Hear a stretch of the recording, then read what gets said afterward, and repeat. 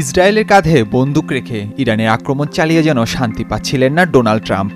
শনিবার রাতে তিনি নিজেই নেমে গেলেন যুদ্ধের ময়দানে। ইরানের ৩টি পারমাণবিক কেন্দ্রে বিমান হামলা চালিয়েছে যুক্তরাষ্ট্র, আর তাতেই সংঘাত নিয়েছে নতুন এক মোড়।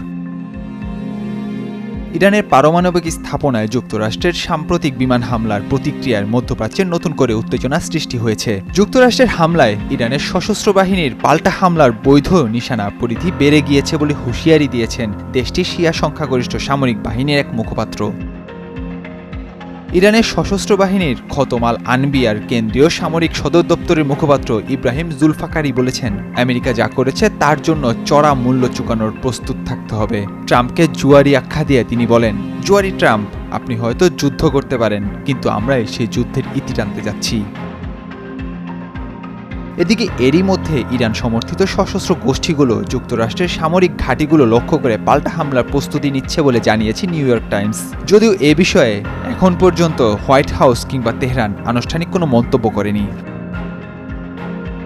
ইরান সমর্থিত সশস্ত্র গোষ্ঠীগুলোর অন্যতম হল ইরাকের হাশদ আল শাবি, যার অন্তর্ভুক্ত কতাইব হিজবুল্লাহ, আসাইদ আহল আল হক ও বদর অর্গানাইজেশন। এসবগুলি যুক্তরাষ্ট্র বিরোধী হামলায় সক্রিয়। লেবাননের হিজবুল্লাহ ইরানের সবচেয়ে ঘনিষ্ঠ মিত্র, যারা ইসরায়েলের বিরুদ্ধে দীর্ঘদিন ধরে লড়াই চালিয়ে যাচ্ছে। ইয়েমেনের হুতি বিদ্রোহীরা সৌদি আরব ও ইসরায়েলের উপর ড্রোন ও ক্ষেপণাস্ত্র হামলা চালিয়েছিল। সিরিয়ায় ইরান সমর্থিত ফাতেমিয়ন ও জাইনবিয়ুন ব্রিগেড রয়েছে, তারা আসাদ সরকারের পক্ষে কাজ করে।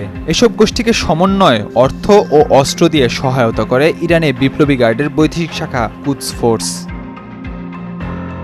নিউ ইয়র্ক টাইমসের সেই প্রতিবেদনে বলা হয়, মার্কিন সেনাবাহিনী ও গোয়েন্দা সংস্থাগুলো এরই মধ্যে ইরানপন্থী মিলিশিয়াদের সশস্ত্র প্রস্তুতি শনাক্ত করেছে। প্রাথমিকভাবে ইরাকের আইন আল আসাদ ঘাঁটি এবং সিরিয়ার কিছু মার্কিন অবস্থানে হামলা চালানো হতে পারে বলে আশঙ্কা করা হচ্ছে। ইরাকের পশ্চিমাঞ্চলীয় আনবার প্রদেশে অবস্থিত আইন আল আসাদ ঘাঁটিটি যুক্তরাষ্ট্রের একটি গুরুত্বপূর্ণ সামরিক ঘাঁটি। এখান থেকে ইরাকি বাহিনী ও ন্যাটোর বিভিন্ন অভিযানে সহায়তা দেয় মার্কিন সেনারা। এছাড়া ইরাকের কুর্দিস্তানের অঞ্চলের ইরবিল বিমান ঘাঁটিতে রয়েছে যুক্তরাষ্ট্র ও মিত্রবাহিনীর উপস্থিতি। এই ঘাঁটি গোয়েন্দা তথ্য আদান প্রদান, প্রশিক্ষণ সরবরাহ সহায়তার জন্য একটি গুরুত্বপূর্ণ কেন্দ্র হিসেবে ব্যবহৃত হয়। নাহিয়ান আরেফিন, নয়া দিগন্ত।